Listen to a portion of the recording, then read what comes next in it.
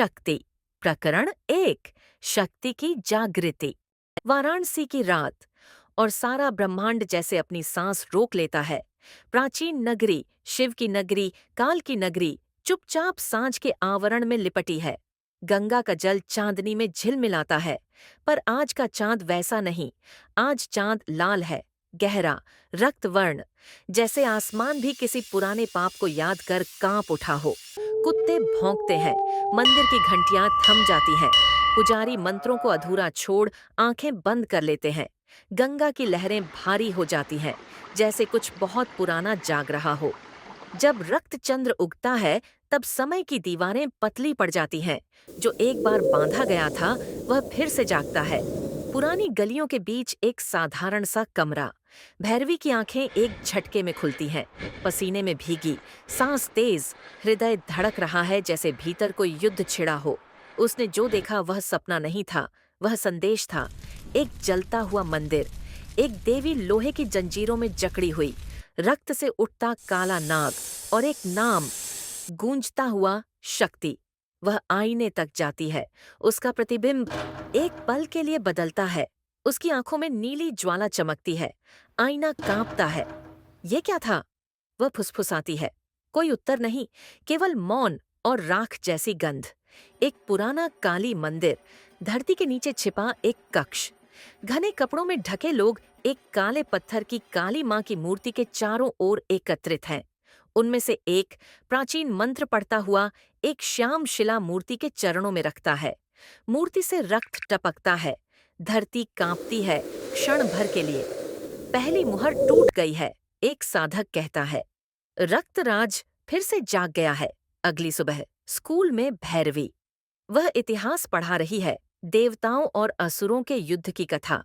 जैसे ही वह बोर्ड पर लिखती है, चौक टूट जाती है, बत्ती झिलमिलाने लगती है, उसकी परछाई अजीब दिशा में झुकती है।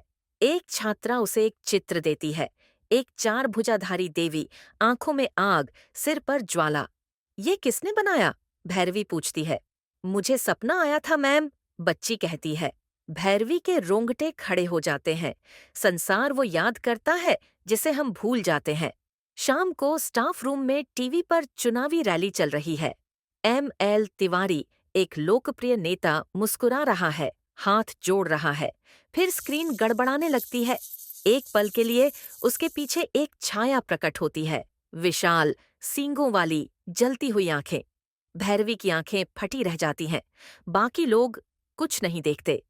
वह चिह्नित है, वही आवाज कहती है। राक्षस ने मनुष्य का मुखौटा पहन लिया है। रात, रक्तचंद्र अपनी संपूर्णता में आसमान पर जल रहा है। भैरवी चल रही है, बिना सोचे, जैसे कोई शक्ति उसे खींच रही हो। वह एक प्राचीन, खंडहर हो चुके काली मंदिर तक पहुंचती है। दिए जल रहे हैं, पर लौ कांप रही है। वह घुटनों के बल बैठती है। मैं क्यों? वह बुदबुदाती है। मूर्ति से तेज प्रकाश निकलता है, धरती कांप उठती है, हवा में गर्जना गूंजती है। क्योंकि तू केवल स्त्री नहीं, तू मेरा अग्नि रूप है, तू शक्ति है, तू मेरा उत्तर है। भैरवी की देह प्रकाश से भर जाती है। उसकी हथेली पर त्रिशूल का चिन्ह उभरता है। वह चिल्लाती है, पीड़ा में नहीं, जागरण में। अगली सुबह समाचार रिपोर्ट। M.L. तिवारी की रहस्यमयी मृत्यु। शरीर पूरी तरह राख में बदल चुका है, पर आसपास की कोई चीज जली नहीं। पुलिस को केवल एक सुराग मिलता है, पत्थर पर जला हुआ त्रिशूल का निशान। कोई गवाह नहीं, कोई हत्यारा नहीं, सिर्फ राख और एक नई किंवदंती की गंध। भोर, गंगा किनारा। भैरवी अकेली खड़ी है, चंद्रमा धीरे धीरे गायब हो रहा है। एक पल को वह स्वयं को देवी के रूप में देखती है। चार हाथ, नीली देह, आंखों में बिजली, सिर पर अग्नि। उसके होठों से शब्द निकलते हैं, शांत पर अटल। मैंने इसे नहीं चुना, लेकिन अब मैं इससे मुंह नहीं मोड़ूंगी। अगर राक्षस लौटे हैं, तो मैं भी लौट आई हूं। मैं शक्ति हूं और मैं अब नहीं डरती। यहीं से शक्ति की कहानी शुरू होती है।